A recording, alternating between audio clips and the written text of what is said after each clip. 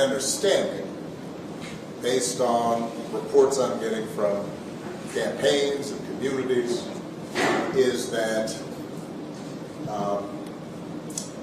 we have not yet seen the same kinds of energy and turnout in all quarters of our neighborhoods and communities as we saw when I was running. Now, I also want to say that that seems to be more pronounced with the brothers. So if you don't mind, just for a second, I'm going to speak to y'all directly and say that when you have a choice that is this clear, when on the one hand you have somebody who grew up like you, knows you, went to college with you, understands the struggles and pain and joy that comes from those experiences, who's had to work harder and do more and overcome and achieves the second highest office in the land and is putting forward concrete proposals to directly address the things that are vital in our neighborhoods and our communities, from housing to making sure that our mothers and our fathers and our grandparents can afford medicine, and making sure that we are dealing with prices that are too high and rents that are too high, and are committed to making sure that we maintain the Affordable Care Act, so everybody's got health care, and cares about things like education and entrepreneurship in our neighborhoods. And that's on one side. And on the other side, you have someone who has consistently shown disregard, not just for the communities, but for you as a person. And you're thinking about sitting out? I'm not. But, you know, Cousin Pookie might be. And you're coming up with all kinds of reasons and excuses.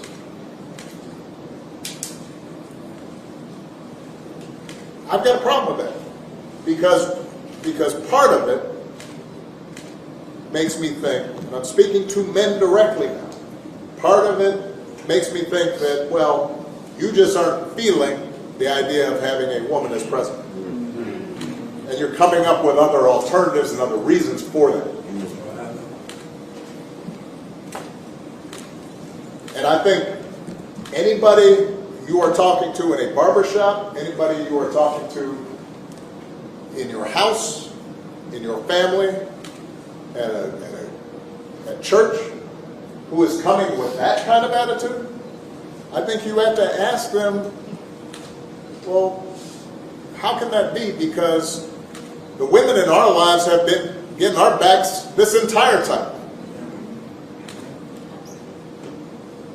They've been raising us and working and having our backs. And when we get in trouble, and the system's not working for us, they're the ones who are out there marching and protesting. And so now you're thinking about sitting out or even supporting somebody who has a history of denigrating you because you think that's a sign of strength, because that's what being a man is, putting women down. I'm not going to sit here and say I'm going to do something that's only going to benefit black people. No. Let me start by saying to all of the leaders here, thank you. Thank you. To the members of our United States Congress on both sides of the aisle who helped pass the COVID-19 Hate Crimes Act, thank you. This is a sad story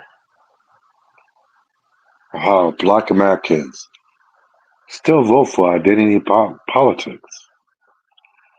Such a sad story.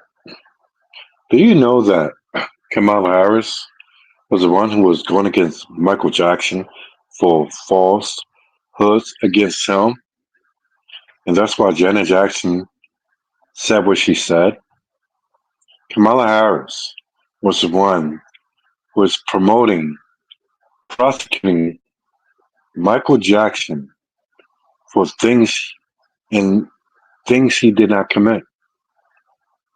But one person was out there with the bullhorn. That was Donald Trump. Donald Trump was saying that Michael Jackson has never done these things. He played with my children. I let him be alone with my children. I know Michael Jackson. Everything they say about Michael Jackson is a lie. But the Democratic Party is a whole lie. They say democracy.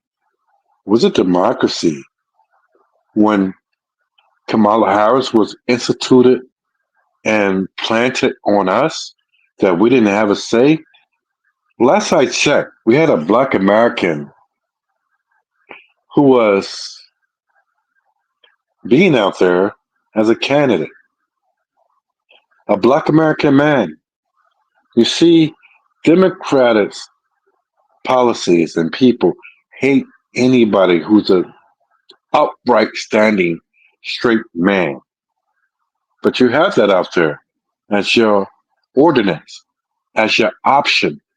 But I don't hear anybody screaming about that. I don't hear anybody screaming about him. Democratic policies and parties. Look at them. Every Democratic city is a failure. Every Democratic city is a failure. Failure. There's a reason for that. Because their policies don't work. And if you want to vote for Democratic, go ahead. I won't stop you. Nobody can stop you. But I will say this. God will judge you. Because they run on a party of killing the spark of life that God gives to every womb. And if that's what you want to kill, and that's what you want to run on, so be it. Your judgment will be a part of that. That's what your judgment, when you leave this earth, your judgment will be that you voted for a party that wants to kill God's spark of life that he puts in the womb of every woman. You say, women's rights. Fuck that. Fuck them. We're for God. And if you don't want to be for God, let it be known. We in it tears. So every party and everybody in your life, your family, who say this and want to vote against what is godly, let them go. Because if you continue to tie yourself to them, God will judge you accordingly to their same demise.